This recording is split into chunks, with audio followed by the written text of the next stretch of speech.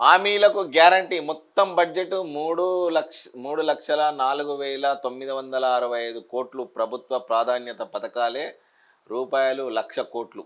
ఇవి ఏడికెళ్ళి తెస్తారు మరిగా. సరే పెట్టిరు, ఏడికెళ్ళి తెస్తారు పైసలు? రెవెన్యూ ఎక్కడుంది, ఎక్కడ జనరేట్ అవుతుంది, ఏం చేస్తారో చూడాలి. 6 హామీలతో పాటు యువ వికాసానికి నిధులు. 5 లక్షల మంది యువతకు ఒక్కొక్కరికి 3 లక్షల సమీకృత గురుకులాలకు 2,900 కోట్లు. ఇందిరా గిరిజన వికాసానికి 600 కోట్లు. ఇటీవల ప్రారంభించిన పథకాలకు కేటాయింపులకు బడ్జెట్లలో రైతులు, యువ మహిళలకు ప్రాధాన్యం. కూలీలకు 600 కోట్లతో ఆత్మీయ భరోసా.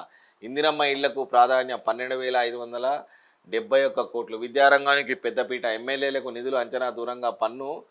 పన్నేతర రాబడి. కేంద్రం నుంచి వచ్చే గ్రాంట్లు, వాటిల్లో ఊరట. 2025-26 బడ్జెట్ను అసెంబ్లీలో ప్రవేశపెట్టిన ఆర్థిక మంత్రి బట్టి విక్రమార్క. 6 గ్యారంటీలకు 56,000 కోట్ల రూపాయలు.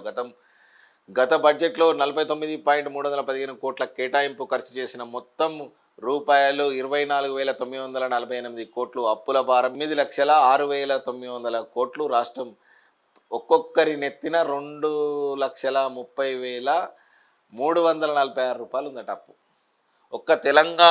ఒక్క వ్యక్తి మీద, తెలంగాణ నివసించే ప్రజలు, తెలంగాణ వాళ్ళు, తెలంగాణ బిడ్డల నెత్తి మీద 2 లక్షల చిల్లర అప్పు ఉంది ఒక్కొక్కరి నెత్తి మీద.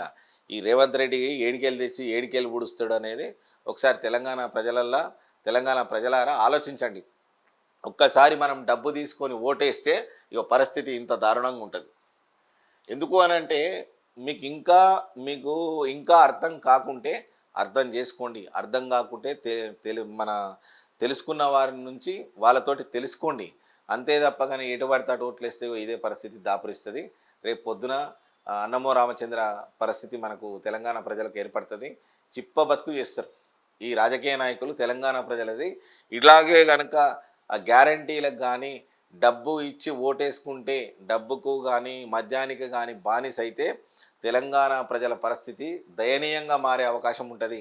మనం ఆల్రెడీ చూసినాం చాలా దేశాలలో, ఈవెన్ పాకిస్తాన్ కానీ, బంగ్లాదేశ్ కానీ, శ్రీలంక కానీ పరిస్థితులు ఎట్లయినాయో ఏందో మీకు అన్నీ తెలుసు.